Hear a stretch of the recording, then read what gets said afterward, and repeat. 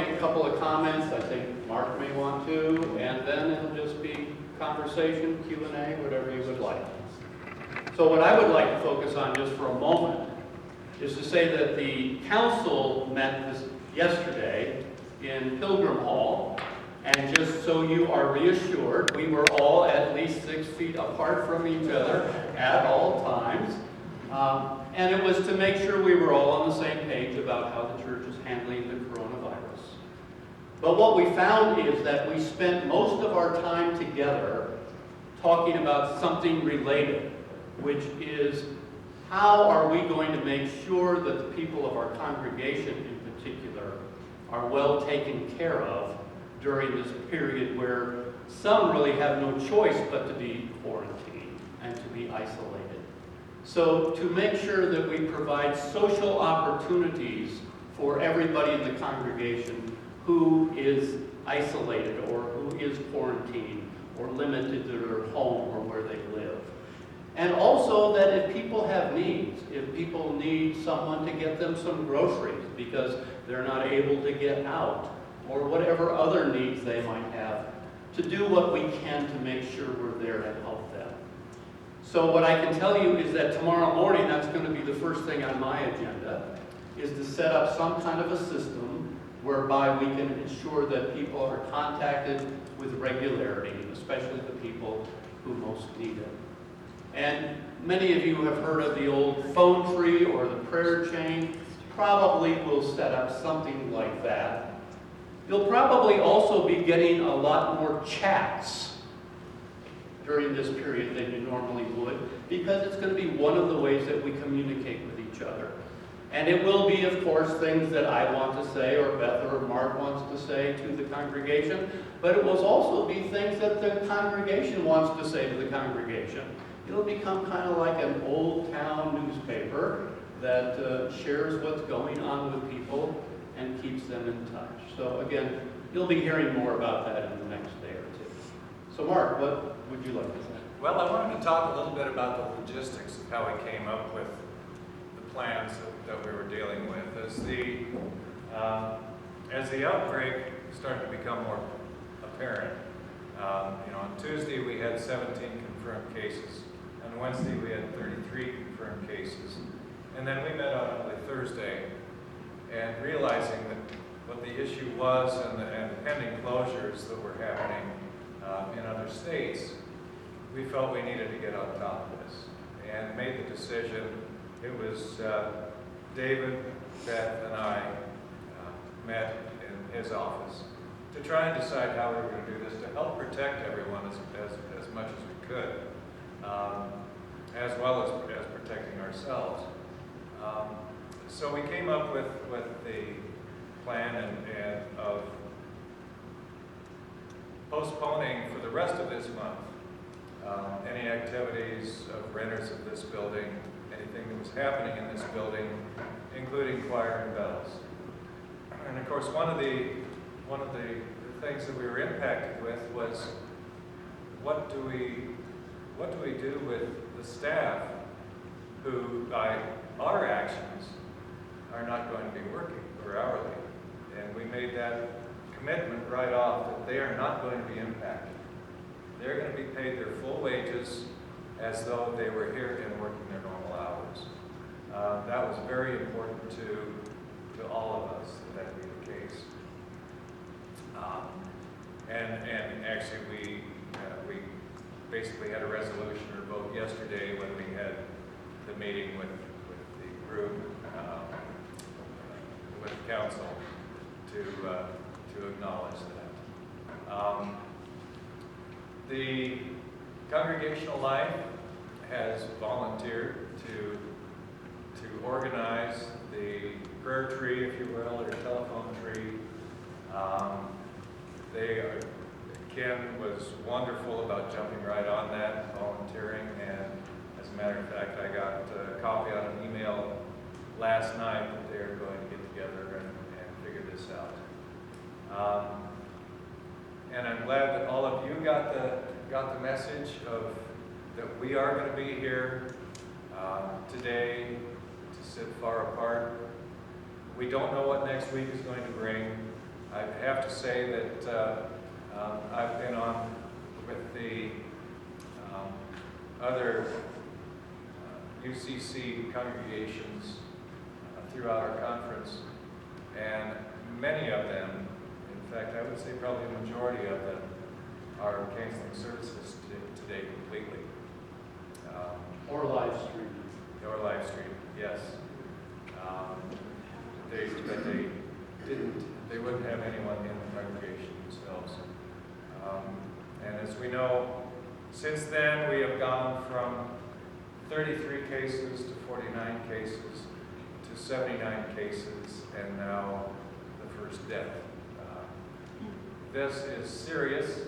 I don't know if you took the time to read all the charts and graphs in that link that we sent with the email to everyone, but the potential is not good for right now. We need to pray a lot. We need to help each other a lot. If you've got neighbors who are immune compromised or in the risk areas, I encourage you to contact them and volunteer if you can to do shopping or errands for them, so that they don't have to get out, because we do have a presumptive case in Mason County now, which means probably we have well over 100 cases that are not showing signs yet. Okay, so that's our shtick. Do you have either questions of us or comments that you would like to make, suggestions that you might have to the leadership of the church? Jeannie. If you're not having church, the music is profound Yep. in settling people. It just anchors them.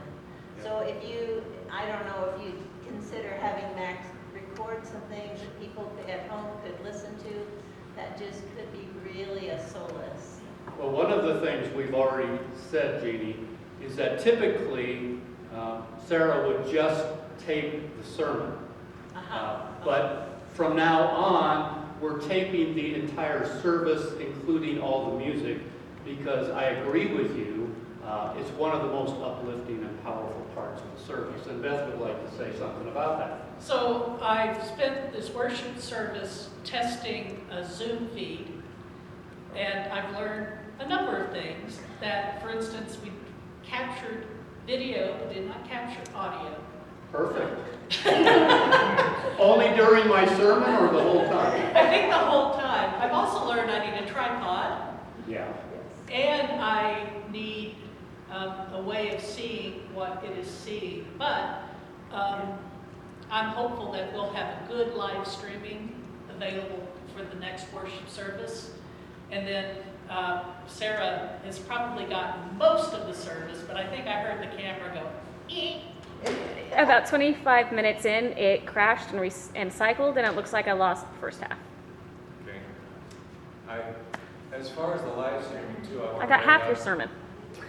Perfect. We buy a new camera. Was it the good half? Both were good. So is that a battery issue, Sarah? I fixed the battery issue by wrapping the cord. I think it's something internal. It's either the SD card is maybe too used. We have a really old camera, and we're also talking about replacing that. So the bottom line here, folks, is we're in the midst of being strongly encouraged by circumstances to advance our technological acumen, okay? And we're hopeful that by next Sunday, we will, with confidence, be able to record an entire service and get it out to people in the With congregation. sound.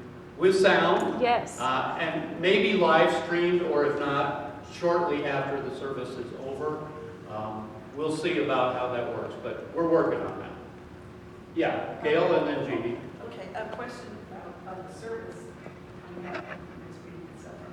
If you're not, are you assuming that you would still? Gail, people cannot hear you. We can't hear. Are you assuming that people would still be able to come to the service, or are you just doing it by yourselves? We don't know. Oh, okay. I would much prefer, I would rather preach to 20 people than to no one. Yeah. And I think for some people, not everyone, But for some, it's much more meaningful to be here in the sanctuary than to listen to it at home. So if we can do that and feel like there's a level of safety there, we'll do it. I would prefer that. If things get dramatically worse in our area, we and others may just say, the county may just say, everything's shut down. So stay tuned to your chat, and we'll be giving you updates on that. Jeannie, was that in response to that? It was. I take it, though, either way, you will still continue to upload weekly Correct. sermons. We Okay. will have services available to people regardless, one way or the other. Yep. Jeannie? I was aware when I went to Vitamin Cottage that the workers there, they're very short-staffed.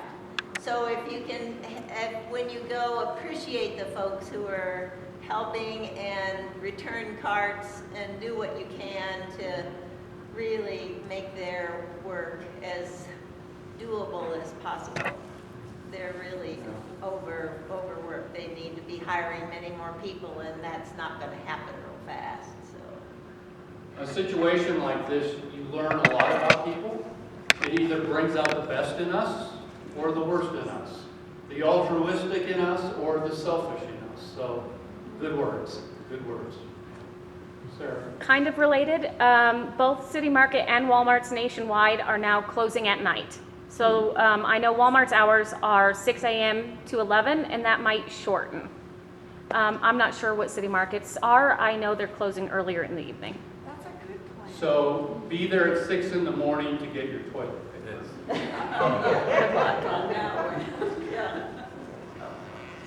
Any other comments, suggestions, or questions? I have a theological question. Oh, good. I'm not sure this is germane. Psalm says, who do not lend money at interest. So that's throughout the Bible. Yet we charge interest on everything. Now why the conflict?